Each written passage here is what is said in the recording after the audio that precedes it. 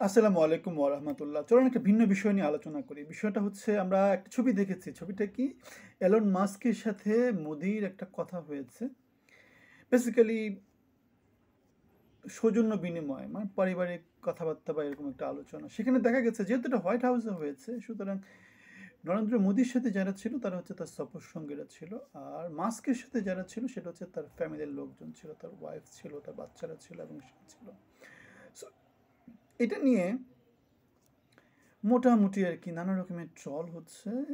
Troll হতেই পারে because Modi যেহেতু পুরো ইন্ডিয়াকে রিপ্রেজেন্ট করে, সো মোদির সাথে পুরো ইন্ডিয়া ছিল, ইন্ডিয়ার গভর্নর ছিল, ফরেন সেক্রেটারি ছিল, মানে যারা যারা তার সফর সঙ্গে ছিল, বড় বড় লোকজন তারা সবাই ছিল। আর যেহেতু আমাদের এলন মাস্ক, সে হচ্ছে গিয়ে আমেরিকান গভর্নমেন্টকে সে রিপ্রেজেন্ট করে না, সে গভর্নমেন্টের ছোট একটা পার্ট, এবং তার যেই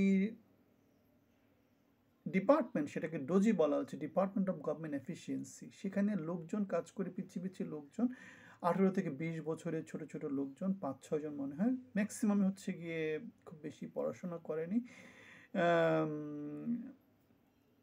মোটামুটি কম্পিউটার গিক টাইপের লোক, তারা ঠিক আছে 5-6 জনের মতো লোক আছে। সো তারা এরকম মানে মোদির সাথে কথা বলার মতো কোনো কিছু তাদের ওখানে নেই। আর এটা ছিল মোদির সাথে সৌজন্য সাক্ষাৎ টাইপের, এমন না যে তারা পলিসিগতভাবে কোনো কিছু হয়েছে, জাস্ট হাই হ্যালো টাইপের কথাবার্তা।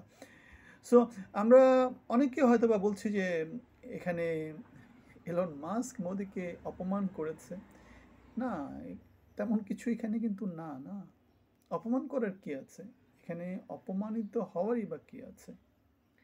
কারণ এলন মাস্কের কাছে তার ফ্যামিলিটা ইম্পর্টেন্ট, এলন মাস্ক তার ফ্যামিলিকে রিপ্রেজেন্ট করে, আর নরেন্দ্র মোদী পুরো ইন্ডিয়াকে রিপ্রেজেন্ট করে।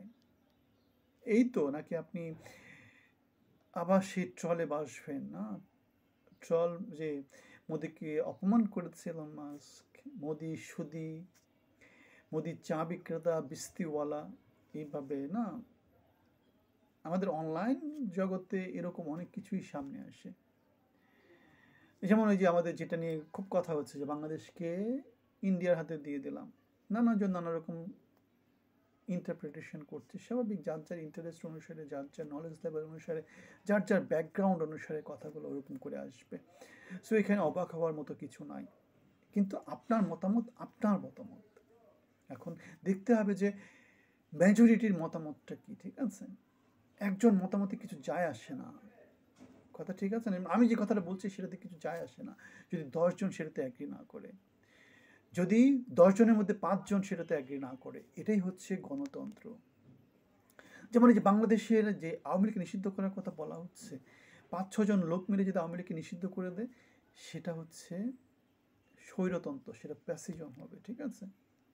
ঐক্যমতের নতুন নতুন কিচ্ছা কাহিনী যেটা সামনে আসছে, ইউনুস আজকে যেখানে বসবে, একটা আলোচনা হবে মনে হয় ফরেন সার্ভিস একাডেমিতে, সেটা হচ্ছে ওই কিচ্ছা কাহিনী, নতুন ফ্যাসিজম, যে যেমন আওয়ামী লীগের সঙ্গে যেটা হচ্ছে 14 দলীয় জোট, 4 দলীয় জোট, এগুলা কিচ্ছা কাহিনী না। জনগণের কাছে জিনিসটাকে না নিয়ে কি করছে, তারা নিজেরা নিজেরা 5-6 জন মিলে জিনিসটাকে তারা ডিসিশন নিয়ে নিচ্ছে।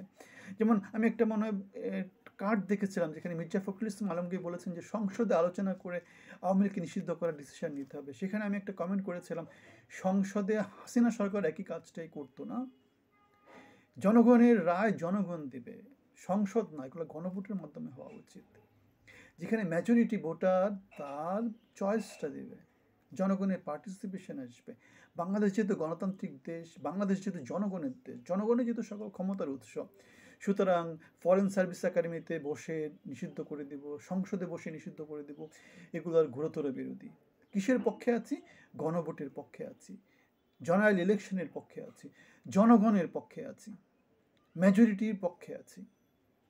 সো 1 জন 2 জন 5 জন কি বলল না বলল সেগুলোর দিকে মনোযোগ না দিয়ে ফোকাস করতে হবে জনগণ মাস কি চাচ্ছে। যদি সেটা না হয়, তারেক রহমান যেটা বলেছে, হাসিনার মতো অবস্থা আজকে হোক, কালকে হোক, 5 দিন পরে হোক, গণশত্রু হিসাবে স্বীকৃতি পেতে খুব বেশি সময় লাগবে না। আপনার মতামত জানাবেন, ভালো থাকবেন, ধন্যবাদ।